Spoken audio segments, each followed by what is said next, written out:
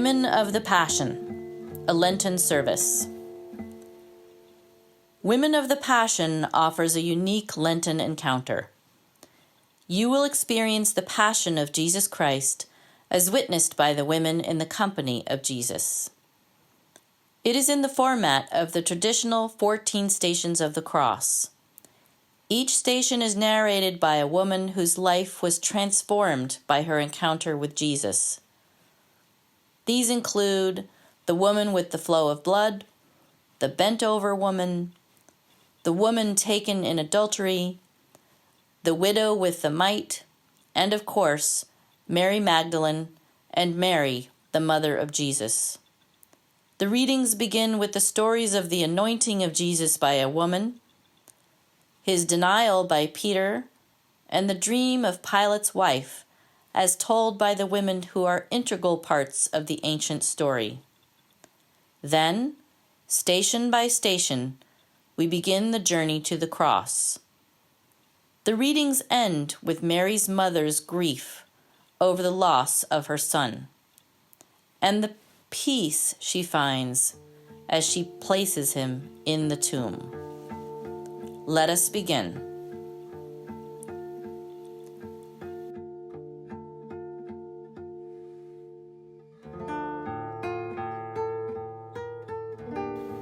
Station 1. Jesus is condemned.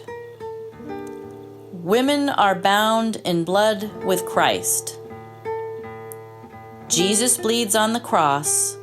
Blood is the cup of the new covenant.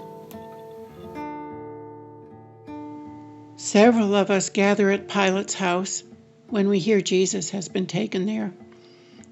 Some nearly faint when Pilate sentences him to be crucified. After they lead him away to be flogged, we settle in to wait.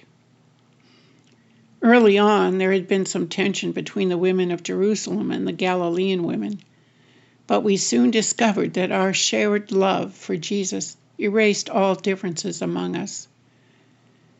Mary, the woman from Magdala, became my good friend.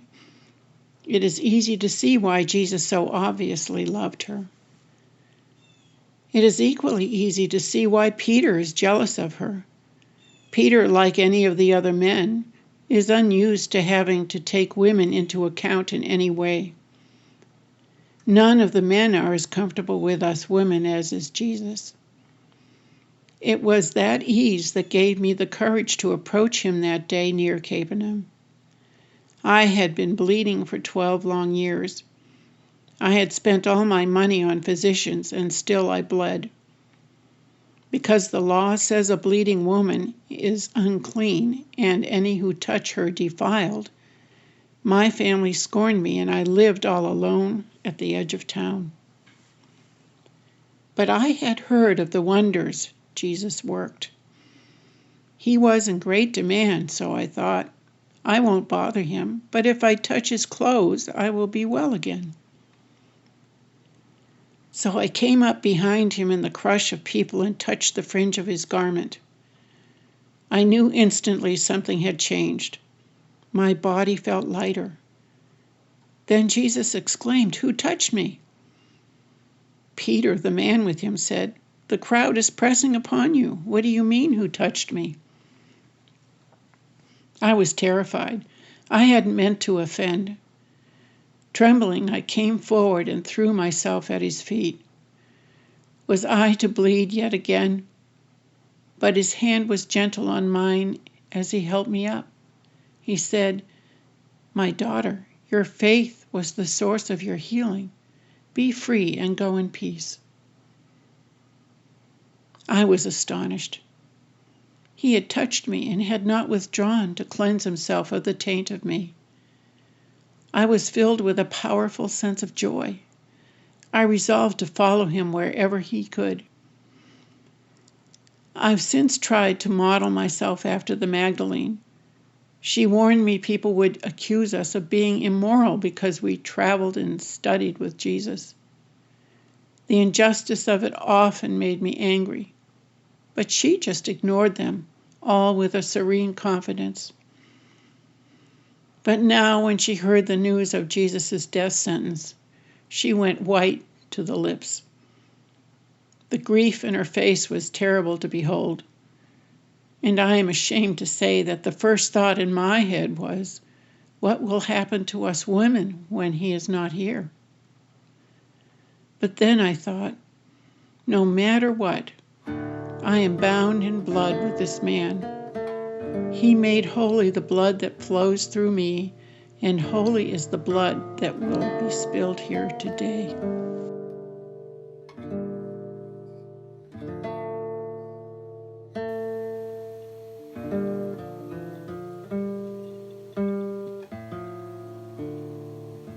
Station 2. Jesus takes up his cross. You free all daughters of Sarah, bent from the weight of sin, as you bend under the weight of the cross. I can't believe they are really going to kill this innocent man. Why, he changed my life. He cured me. After 18 years of being bent almost double, 18 years of terrible pain, 18 years of being told it was because I was possessed of demons, 18 years of being alternately shunned and preached at, he set me free. It was Sabbath, and I had gone to the synagogue to pray. It was usually my only outing of the week, since I rarely risked the scorn of the streets. I noticed him teaching when I entered, and tried to listen without being noticed. To my dismay, he called to me. I saw the other men look at me, and I shrank from their disgust. But he smiled and beckoned, and my fears dropped away. As I walked up to him, the other men drew back. But he didn't shrink away. Instead, he stood up and, to my surprise, put his hands on me. It felt so good. No human being had touched me except to shove me aside or abuse me since I was 11. That was when my back had begun to curve. By the time I was 12, I was as bent as an old woman. Now, in my 29th year, a man was touching me with kindness. If he had done nothing more than that, it would have been enough. But he didn't stop there. He said, "You're rid of your infirmity." As he spoke, a warmth flowed from his hands through my shoulders and down my spine. The pain vanished. Then he put his hand under my chin and lifted my head. As he did so, I stood up straight. Alleluias rang from my mouth as I looked skyward for the first time in years. I raised my arms over my head and praised God, for I knew from whence had come this blessing. But then a synagogue official came bustling up, and he was very angry. "There are 6 days each week for manual labor. Come and be healed on one of those days. Do not come on the Sabbath," he announced to the crowd that had gathered. And he turned wrathfully on Jesus. I was horrified. I wanted no harm to come to this man on my account. But Jesus just looked at him calmly and said, "How hypocritical! Do you not untie your donkey or your ox and take it for water on the Sabbath? This woman, this daughter of Sarah, has been held in bondage for 18 years. Why not release her on the Sabbath?" And the officials were confused. But the people and I were not. We were filled with joy at his wonders and his words. I tried to kneel before him, but he stopped me, holding my hand. What he said then remains between the two of us. But I will tell you this. I followed this man to Jerusalem, and I know, as I watch him take up his cross, that I will follow him anywhere, even to Calvary and beyond.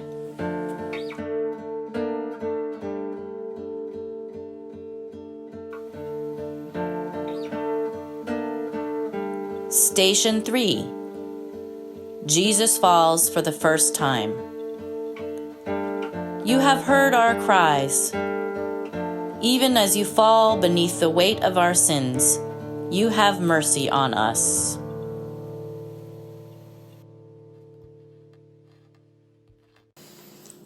When the women begin keening, my heart is in my throat. This is dangerous. The Romans won't appreciate our public grief over the death of a man they have named a criminal. They might arrest all of us, too. But these fears last only a second. Then my heart fills with admiration for the courage of the other women. I, too, lift my voice in protest and lament and walk with them behind the soldiers who surround Jesus and his terrible burden. The men have all disappeared, but we women will not leave his mother, and she will not leave him. I can't blame her. I, too, am a mother. I followed him from southern Phoenicia, and I, too, will follow him to the death. I am a Greek, by birth a Syro-Phoenician, by religion a Canaanite. The Jews call me a pagan. I am a foreigner in their culture, outside their God's covenant, and thus despised. But unlike many of them, I knew from the second I saw him that this was a very special man. He had come quietly to the region of Tyre and Sidon, not wanting anyone to know he was there. But I recognized him as a holy man, and in my great need threw myself at his feet. "Have mercy on me and my daughter, for she is possessed by a devil," I pleaded. Jesus didn't say anything, but I wouldn't give up. My daughter's life was at stake. I would have stayed there until I died to get help for her. Finally, some of the men with him said, "Give her what she wants. She's shouting at us. She will never go away." Jesus turned to me and said, "Is it fair to take the children's food and throw it to their dogs?" "Yes," I said immediately, "for the dogs eat the scraps that fall from the family table." Jesus smiled at me. "Great is your faith. Be it done as you desire." I leapt up and ran home. When I rushed into my daughter's room, she was sitting up in bed, smiling. The demon was gone. In joy, I praised God. Now, as my daughter and I walk along behind him, our grief rings out against the walls of Jerusalem. My daughter gasps as we see him fall. His mother is standing at a turn in the street, and her hands reach out, just as they must have done countless times when he was an infant learning to walk. He pushes himself up and staggers on. Would that I could give my life to spare his.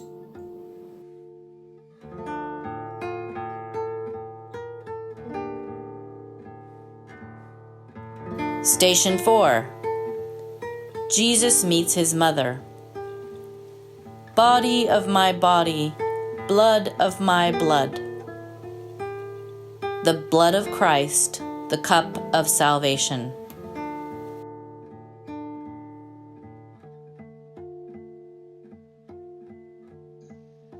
I am standing next to his mother when he sees her. He had risen from his fall and walked only a few steps when he raised his head as if she had called out to him, though she made no sound. I think my heart will break at the look of gentle compassion that appears on his face at the sight of her. She reaches out her hand and touches his cheek, cupping it with that tender gesture of mothers from the beginning of time. Their eyes, so alike, meet and hold. Neither of them weeps, although Mary's entire body looks broken with grief. The soldiers are uneasy, looking away. None of them are very old, and I suspect they can't help but think of their own mothers. Finally, one of them puts his hand on Jesus' back, almost gently, and says in a gruff voice, "Keep moving." His mother's hand falls back to her side, wet with blood from his face. She looks after him, then slowly puts the reddened hand to her face and licks off the blood, every drop.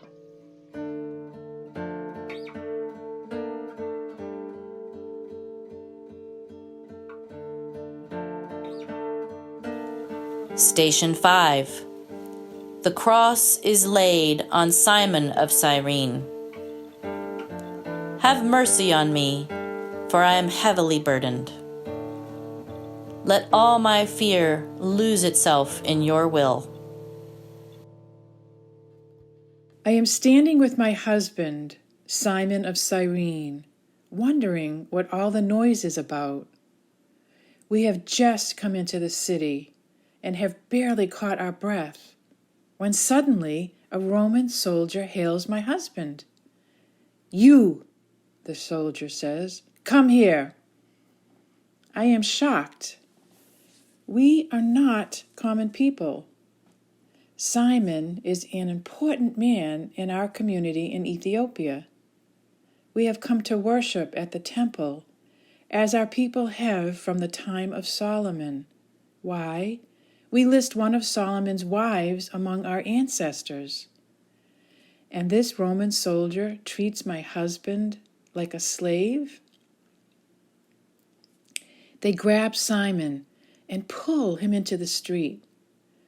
As they do so, I see this poor wretch bent under the weight of a crossbeam. The soldiers order Simon to take the beam from him. I am afraid and very angry. How dare they thrust Simon into this mess? Women are crying and carrying on as if this is an important man, not some common criminal. Simon is the important man, not this other. We are not part of this. But Simon, who cannot bear to see a donkey suffer, gently takes the beam from the poor man, saying as he does so, "I will bear your burden for a short while, sire." The bloody man lifts his head and nods. Sire? Why on earth would Simon call this criminal sire? But then I see Simon's face, and I know something important is happening. Simon is a proud man, not given to honoring people without cause. And here he is, bowing to this bloody wreck of a man as he takes the beam from him. I open my mouth to protest, but Simon, who knows me all too well, looks up and says, "All is well. Come, follow us." Marveling, I do so, wondering how all this will end.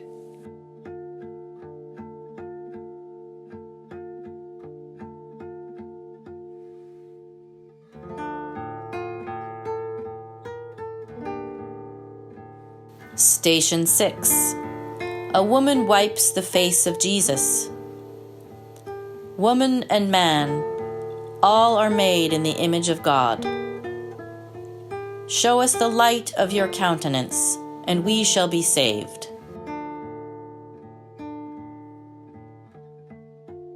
I wait for him by my door. I know he will have to pass by here on the way to Golgotha. They all do, all the ones who are condemned to be crucified. And so I wait, hoping I can give him some tiny bit of comfort. I know they have beaten him. In some awful way, it is Roman kindness, for the weaker he is when they hang him on that cross, the shorter his ordeal will be. I hear the keening of the women long before I see them. The Roman soldiers turn the corner at the bottom of my street, and there he is. A richly dressed black man has been pressed into carrying the crossbeam, probably because the soldiers are afraid Jesus will die before they can kill him. Jesus already is staggering on the steps of the narrow street, and my heart breaks at the sight. As he slowly nears my door, I see in horror that they have put a crown of thorns onto his head. Some soldier's idea of fun. The thorns have pierced his scalp, and blood courses down his face, nearly blinding him. As the soldiers push past, I remove my veil and shove myself toward him. To my surprise, the soldiers let me through. I bend beside him and put my veil to his face to wipe away the blood. He puts his hands over mine, holding the soft cloth to his face for a few seconds. Then he hands it back to me with a sigh and a small smile. A soldier grabs my shoulder and sets me aside, and Jesus continues on his slow, painful way up the sloping street. Tears begin to run down my face, and I lift my veil to wipe them away. As I look at my veil, I nearly scream, for there, looking back at me, is the true image of his face. I hold it to my heart and weep.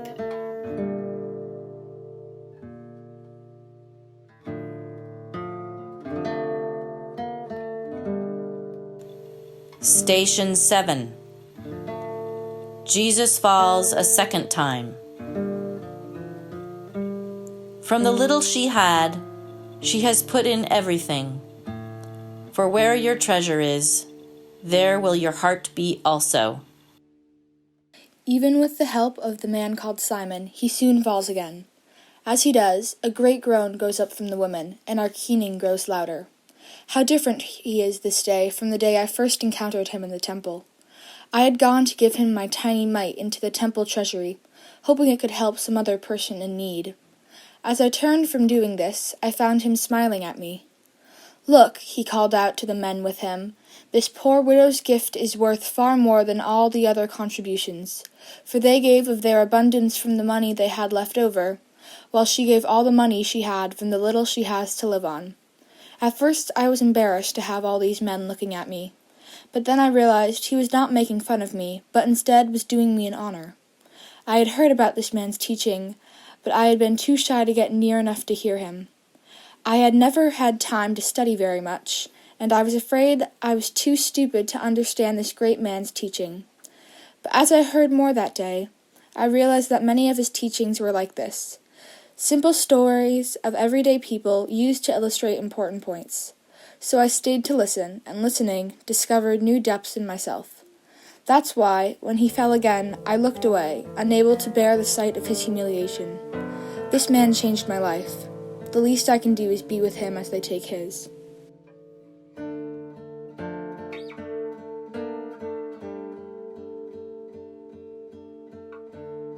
Station 8. Jesus addresses the women of Jerusalem. All who pass by, look and see. Is there any sorrow like my sorrow? Daughters, do not weep for me, but weep for yourselves and for your children. When he painfully pulls himself up from where he has fallen, he sees our grieving group of women. His look causes us to fall silent. Then he speaks, his voice soft with pity. Daughters of Jerusalem, do not weep for me, but weep for yourselves and for your children. For the days are coming when people will say, Blessed are those who are childless. Blessed are the wombs that have never given birth, and the breasts that have never nursed. The words fall among us like burning brands. The crowded, narrow street grows quiet as he speaks, and his voice seems to pick up volume as it bounces off the stone walls. Then they will say to the mountains, Fall on us, and to the hills, Cover us up. For if this is what they do when the wood is green, what will happen when the wood is dry? What does it mean? A woman whispers. And I think, he is the green wood, still alive and with us. And these fools are killing him. If we can do this to this godly man, what hope is there for us when we can no longer see him or touch him or hear him? And visions of women burning, of children going up in smoke, fill my horrified eyes, and I fall to my knees, moaning. Around me, the women move on, the sound of their grief washing up like waves against the uncaring walls of the city.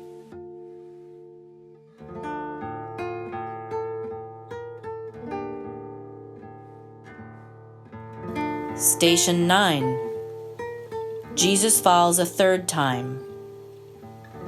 Our bond with you strengthens our bond with one another.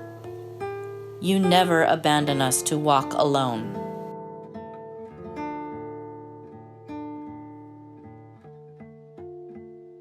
When they arrested Jesus, the men urged us all to go into hiding, fearing the Romans would do a general sweep of the area in an effort to catch all of us who followed him. But his mother refused to leave. Hearing this, I told my husband Clopas to go with the others. I would stay. Clopas protested, fearing for me. But I told him that I would be safe, for the Romans would never suspect mere women of being dangerous. We agreed to meet later in the upper room of the house where we had shared Passover Seder with Jesus the day before. As I watched Clopas leave, I realized it was the first time we had been apart in years. Certainly since we had decided to follow Jesus. For the past year, we had traveled with him as he taught, watched over him as he slept, marveled at the miracles he performed, and wondered at the things he told us. Most of all, we loved him. Our bond with one another had been strengthened by our bond to him.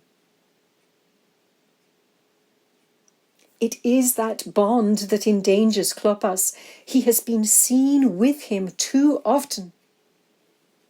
But my womanhood renders me invisible to the Romans, to many of my own people as well. Women are simply part of the background, regarded by Jewish and Roman authorities alike as non-persons, unimportant, negligible. We Marys often had talked of this among ourselves and reminded one another that our namesake, the prophet Miriam, also had been thrust into the background. So we know we can stay here in relative safety, as long as we don't create too much of an uproar or irritate powerful men. But we are all used to living with such strictures. They are part of being a woman, like water is part of the sea. That's why, as we walk through the streets behind Jesus and the soldiers, our lament rising above the heads of the shoppers and the merchants in their doorways, one part of my brain is busy gauging the reaction of the Romans. Are they getting angry? Are we pushing our luck too far? Deep as my grief is, for his mother's sake, I know I have to stay alert for any change in their mood that might endanger her. Each time he falls, my heart breaks anew. When he came face to face with his stricken mother, I felt as if I were choking on wormwood and gall. And now, just as we approach the city gate, he falls yet again. My heart lurches, for he does not move. Is he dead? Is it over? Hope and grief war in my soul. But then one of the soldiers grabs a bucket from an old woman mopping a shop and pours the dirty water over him. As he stirs, his mother groans. It isn't over yet. he rises and walks unsteadily on through the gate. We follow, walking toward Golgotha.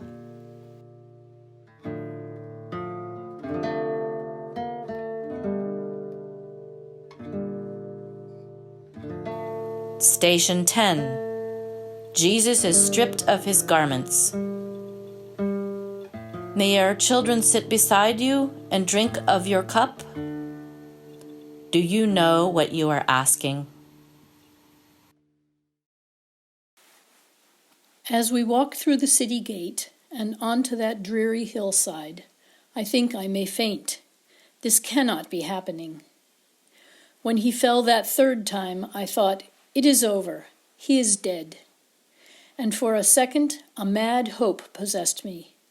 Maybe the suffering could end like this, instead of on that terrible travesty of a tree.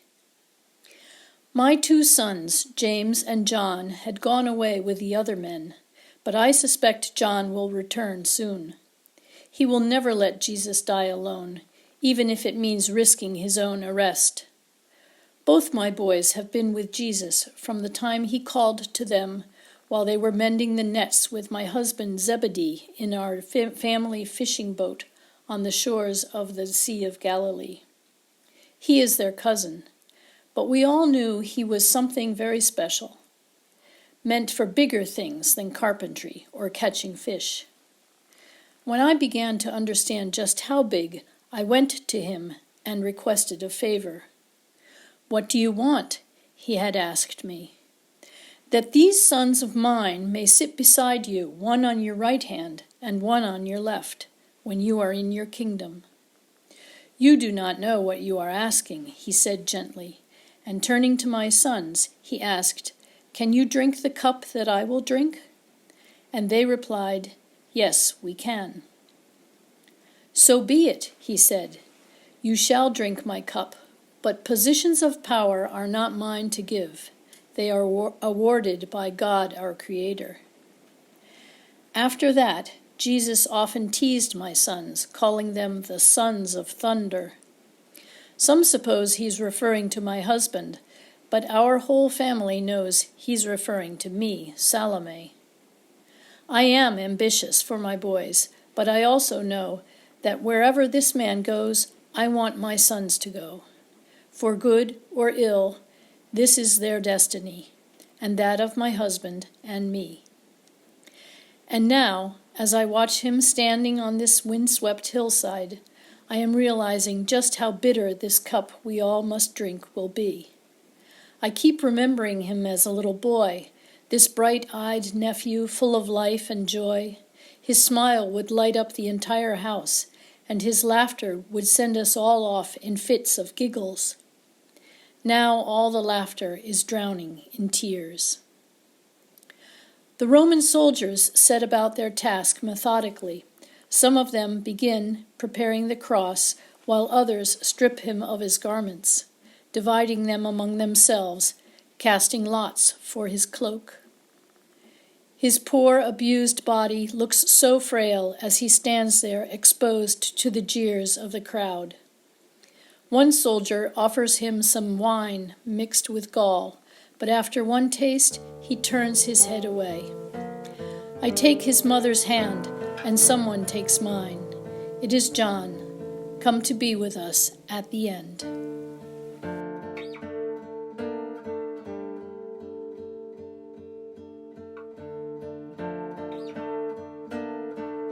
Station 11. Jesus is nailed to the cross. Our hearts feel every blow of that hammer. Your wounds are of our making. As I watch them strip him and pull him down onto the cross, I long to scream, "Stop this madness! This is an innocent man! A good man! I know he saved my life. I was a maid in the household of an important merchant in Jerusalem, and young and foolish. I had been betrothed since I was a child to a man I had never seen. But the merchant's son convinced me he loved me, and I allowed him to come to my bed. His mother found us. She called me an adulteress and locked me in my room. I was terrified. Although the law clearly states that both the man and woman are to be put to death, my lover is important in the community. I knew nothing would happen to him. But the law says a betrothed virgin is to be stoned to death. At daybreak, they dragged me to the temple. There was a man sitting there surrounded by people. The temple officials threw me to the ground in front of him. I knew I already was a dead woman. They said, "Rabbi, this woman has been caught in the act of adultery. The law says we should stone her. Tell us, what do you say?" I was confused. Who was this man? Why were they asking him? What were they up to?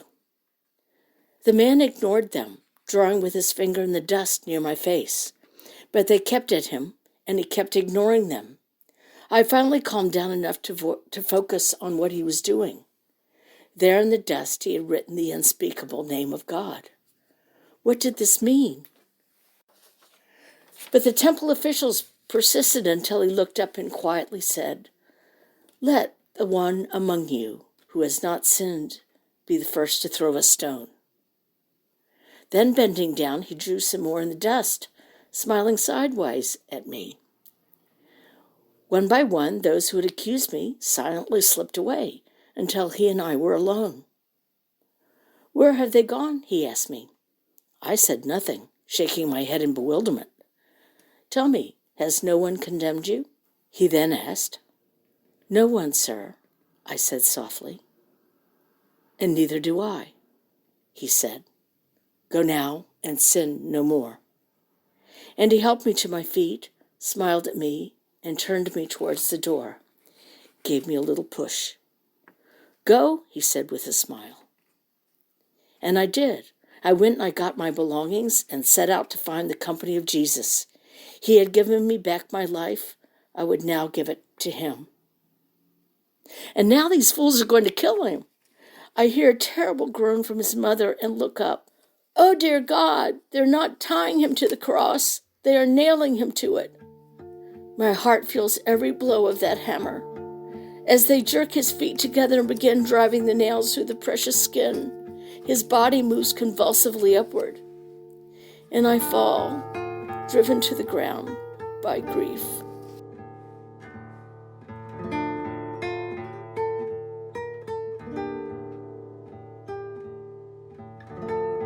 Station 12. Jesus dies on the cross. And I know if my grief were a river, the whole earth would drown. I watch them stretch his naked body out on the cross. Even in this moment of complete vulnerability, he is magnificent. As I look at him through eyes blurred with tears, he is no longer just one man, but seems to embody all of suffering humankind. Could any human endure such a burden? I would die in his place without a moment's regret. That they should touch one hair on that adored head, hurt 1 inch of that beloved body, sickens me with grief and rage. I have loved him forever, it seems, even though I met him only 3 years ago when he was teaching near my home in Magdala. I knew from the moment we first spoke that he had loved me from before I was born. I would have loved him even if he had not cured me of my affliction, taken from me that deep-seated sadness that had clouded my days ever since I had achieved menarche. For me, becoming a woman had meant confinement in a prison of sadness. I seemed always to walk in darkness. I yearned to end this soul-eating pain. Then I met him and the sun rose in my life. With a glance, he removed the pall of sadness that had dragged my life in the dust. With a touch, he lifted me into a realm of spiritual brightness that dazzled my eyes and delighted my soul. He called me beloved disciple, and when the inevitable rumors began, I went crying to him. He gentled my tears away and said, "Mary, feel my hand on your face. I am touching the image of God. Nothing they say can change that. Not in my eyes, and certainly not in the eyes of the one who made you. And know this, he said, though they may try, they will never be able to cast you into the darkness. My peace is upon you forever. My peace is upon you forever. I cling to those words as they stretch him out on that dreadful cross. I brush the tears from my eyes and see more clearly what they are about to do. Oh, Holy One, help us. They are nailing him to the cross. I turn to shield his mother from the sight, but it is too late. She lets out a low, guttural sound, like that of a woman in labor. I put my arm around her shoulders and feel her slight body shudder with every blow of that accursed hammer. When they pull the cross upright and drop it into a hole in the rock, I think that jolt will tear his arms from his body, and for a terrible, interminable time, we wait as he slowly weakens. Finally, I hear him give himself to his Father. Without looking, I know he is gone from me, and I know if my grief were a river, the whole earth would drown.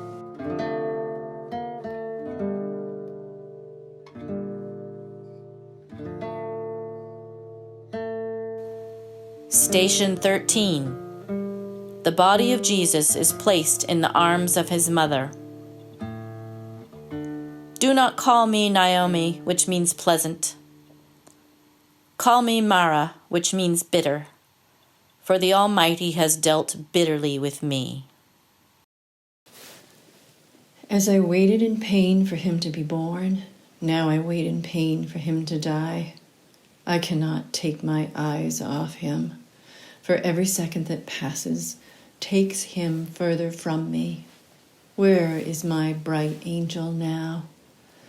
I would be the God-bearer, the angel said. Well, I did my part, and now here he is, this child of God, dying in a dismal, dusty place. Anger washes through me, followed by new waves of grief. For days I've been an ocean, racked by storms of emotion that threaten to drown my soul, kill my faith. This is too much to ask of me, beloved. I believe your promises. I believed them when I pushed him into the world with only Joseph and the animals as midwives. I believed them when the shepherds and the kings came. I believed them when my angel warned Joseph to take us into Egypt. And I believed them when at the temple he disappeared. I feared you had already taken him from me then, much too soon. We searched for him for 3 whole days, days like years. When we found him teaching in the temple, he said he had to be about your business. But Joseph and I persuaded him to wait a bit longer. And when the time came, it was still too soon by my heart's reckoning. But I had vowed to do your will, and so I helped him any way I could. But many times that meant stepping aside. Occasionally it meant helping others to understand, and nearly always it meant biting my tongue when I feared he'd gone too far, too fast. But this, oh beloved, is this necessary? Must our child suffer so? We're not worthy of such pain. Take him now before I go mad with rage and pain. But stay, do not take him yet. This is the body of my body, the blood of my blood. I'll devour him with my eyes, eating his body, drinking his blood. I will carry him with me forever. His soft summons of mother reaches me as if in a dream. I move as close to his feet as the soldiers would permit, John beside me. Emma, my dying son says to me, indicating John, behold your son. And to John he says, behold your mother. His voice is almost too faint to hear. I am thirsty, he rasps. I turn in silent appeal. The young soldier at the foot of the cross hesitates. Then with a slight shrug, he puts a sponge soaked in cheap wine onto his lance and hoists it to Jesus. He wets his lips and speaks again, his words tearing into my heart like knives. It is finished. Then he cries out to you, beloved, Abba, into your hands I commend my spirit. He drops his head and his eyes meet mine. And as I watch, the light dies. I hear a scream and I wonder who it is. The sky darkens, thunder rumbles, and a great silence falls. My body feels numb. It seems as if the darkness lasts forever. After a time, however, light returns. Shaken, the soldiers begin taking my child down from the cross. One of them, a centurion, I think, motions to them to give me the body. I sink down on a rock. With a curious gentleness, the soldiers hand him to me, draping him across my lap. I cradle him, my babe, now a man. His head lolls against my breast, and his soft hair strokes my chin, and I gently close his eyes with my veil, wiped the blood off his face. I have no tears left. My eyes are spent with weeping. My soul is in tumult. My heart is poured out in grief because of the downfall of my people. John says something to me and I look up, my eyes blazing. Do not call me Naomi, which means pleasant. Call me Mara, which means bitter. For the Almighty has dealt very bitterly with me. John looks shocked, but what do I care? What are all the prophecies to me now? What do I care for all the fine words of men? My child is dead. Agony forces my head back and I scream at the heavens, my baby! I want my baby back!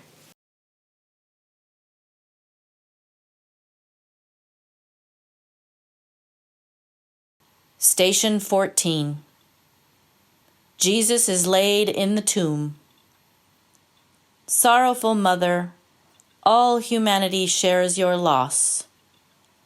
Bless us all, womb of humanity, and renew our journey into new life.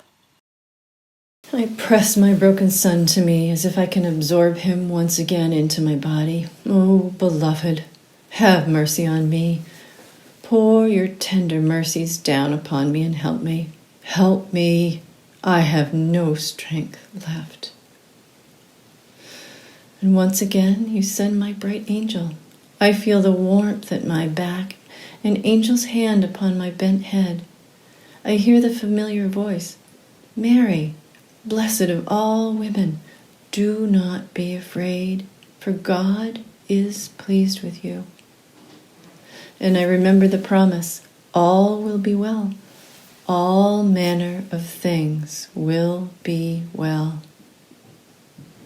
I allow them to take my son's body from me. They're telling me it is time to prepare him for burial. Salome has brought spices and Joseph of Arimathea has gotten permission to bury him in his tomb nearby. And so I go through the ritual motions as I once laid his sweet body tenderly in a cradle. I now lay his broken body tenderly in the tomb. The smell of the sweet herbs fills the air. For one last time I kiss his mortal face and then gently cover it with the sheet of fine white fabric. My hand caresses the soft cloth, and I smile.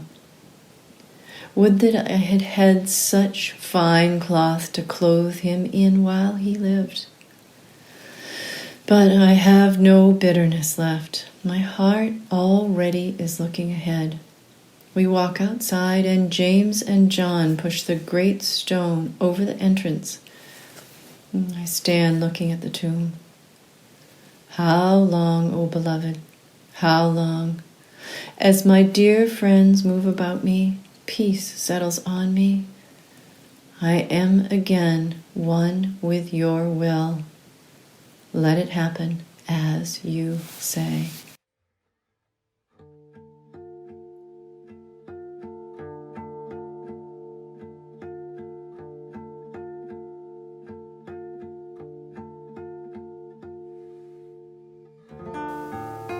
Jesus, our teacher, remind us always when we walk in darkness, especially in the darkness of sin, that in your death there was a promise of life.